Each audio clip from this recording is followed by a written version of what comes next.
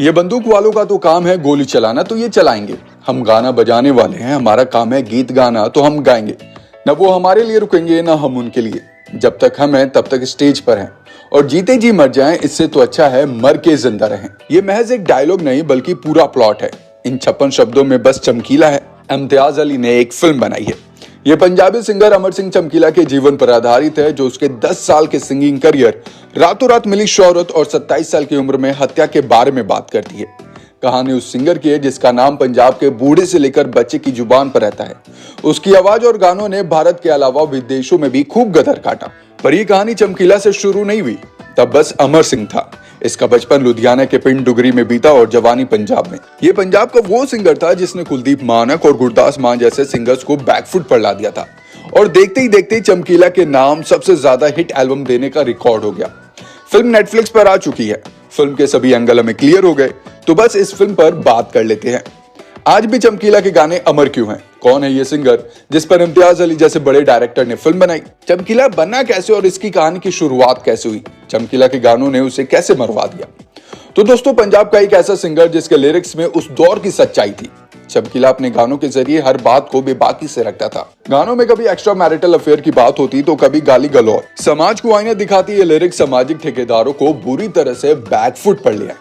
चमकीले के live stage performance में लोगों की भारी भीड़ पहुंचती थी। पंजाब का एक कुनबा यानी कि ग्रुप जहां इन गानों के खिलाफ था, तो वहीं दूसरे लोग बहुत इसे एंजॉय करते थे। चमकीला के शो में बैठी जनता कभी गाती कभी नाचती, हो हल्ला ऐसा कि विदेशों से शोज मिलने लगे, बड़ी बड़ी रिकॉर्डिंग्स होने लगी। धीरे धीरे वो वक्त आया जब 5 सालों तक चमकीला का बोलबाला था।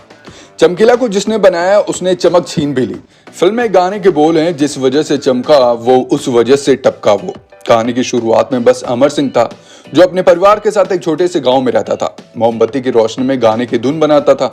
बचपन में महिलाओं की मंडली के बीच गाने के लिरिक्स पकड़ने लगा। सवाल जवाब किए तो तमाचा जड़ दिया जाता था। बड़ा हुआ तो घर चलाने की जिम्मेदारी सिर पर आ गई। ये बात है 1977 की, जब आपका चमकीला एक छोटे से कारखाने में बैठकर बस जुराबे बनाता था। इस काम में खास मन तो नहीं लगा, पर गाने गुनगुनाते हुए एक दिन कट रहे थे। बचपन से ही गाने लिखने का शौक भी था। ऐसे में एक सिंगर के ऑफिस में नौकरी मिल गई।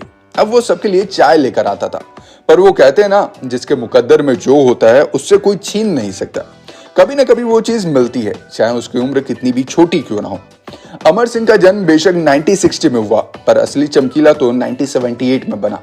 पर गाने का मौका अब तक नहीं मिला था। वक्त के साथ बड़े मौके हाथ लगे, पर इस सपने की लड़ाई में अपने कई पीछे छूटते चले गए। एक के बाद एक अखाड़े करने लगा। जब चमकीला की स्टेज पर एंट्री होती थी, जो क्या पुरुष क्या महिलाएं कच्चे घरों की छतों पर एक चढ़ के चमकीला को सुनने को बेताब रहते थे। इसी स्टेज परफॉर्मेंस के दौरान उन्हें अमरजोत कौर भी मिली। ये भी एकदम चमकीला की तरह एनर्जेटिक थी। कहानी जितनी चमकीला की है, उतनी ही उस समाज की भी है, जो ना अच्छे में आपके साथ है और ना बुरे में। बस मौका मिलना चाहिए, आपको बंदूक की नोक पर रख दिया जाता है। चमकीला की कहानी में कई किरदार की एंट्री हुई, कुछ खास बन गए और कुछ आम। बात करें इम्तियाज अली की कि उनका डायरेक्शन कैसा रहा, तो यहाँ से आपको फिल्म में 2 चीजें देखने को मिलेंगी। पहली उस अखाड़े की जहाँ से चमकीला की आवाज विदेशों तक जा पहुंची, वहीं दूसरे उसके धार्मिक एल्बम की। चमकीला की आवाज में एक अलग सी ताकत थी जो इसे और दमदार बनाती थी। जो बिना किसी झिझक के गाता था, गाते गाते कुछ भी कहने लग जाए, जैसे कोई दोस्त से बात कर रहा हो। 80 के दशक में वो एक शो के लिए 4 से 5 हजार रुपए लिया करता था। अब चमकीला की कहानी में पंजाब के हालात ने किस तरह से प्रभाव डाला, ये जब आप फिल्म देखेंगे तो आपको पता चलेगा। एक अच्छी फिल्म में सिर्फ 3 चीजें होनी चाहिए: ठीक ठाक प्लॉट, कहानी से कनेक्ट और मजबूती से संभालने वाला किरदार। अब इसके लिए इम्तियाज अली को तो पूरे नंबर मिलने चाहिए, क्योंकि उन्होंने जिस सुंदरता के साथ पंजाब के एक सिंगर की कहानी को लोगों के सामने रखा, वो वाकई काबिल तारीफ है। ऐसा इसलिए क्योंकि चमकीला कहां से आया, कब गया, गाने और उसकी जिंदगी में जो कुछ भी घटा वो हर किसी ने कई बार पढ़ा। गूगल पर भर भर कर अलग अलग चीजें लिखी गई। ऐसे में पंजाब के पहले रॉकस्टार को वो लोगों के सामने कैसे पेश करते हैं, ये बहुत इंपॉर्टेंट था। मुझे इस फिल्म को देखकर एक बार भी ऐसा महसूस नहीं हुआ कि मैंने ये कहानी पहले पढ़ी है। मैं जानता हूं अमर सिंह कौन था, आपने भी शायद पढ़ा होगा, पर फिल्म में ऐसा बहुत कुछ है जो शायद आपकी सोच से बहुत अलग होगा। इम्तियाज अली अपनी फिल्मों को बहुत सोच समझकर चुनते हैं, और देखकर लगा भी कि एक बार फिर से इम्तियाज अली ने अपनी छाप छोड़ी है। हाँ, ये बात अलग है कि ऐसी फिल्में बनाना बहुत रिस्की होता है, कि ऐसी फिल्मों को बहुत कम ऑडियंस मिलती है। एक अलग तरह का ग्रुप होता है इस तरह की फिल्में देखने वालों का। हालांकि एक्टर्स की बात करें तो दिलजीत दोसांझ की तारीफ करनी चाहिए, क्योंकि चमकीला का ये रोल दिलजीत से बेहतर कोई और कर ही नहीं सकता था। एक एक सीन में परफेक्शन जिसे देखकर बार बार उनकी तारीफ करने पर इंसान मजबूर हो जाए। दिलजीत दोसांझ ने कोई कसर नहीं छोड़ी। ऐसी डायलॉग डिलीवरी, चेहरे पे एक्सप्रेशन, 80 वाला वो अंदाज, सब कुछ एकदम परफेक्ट।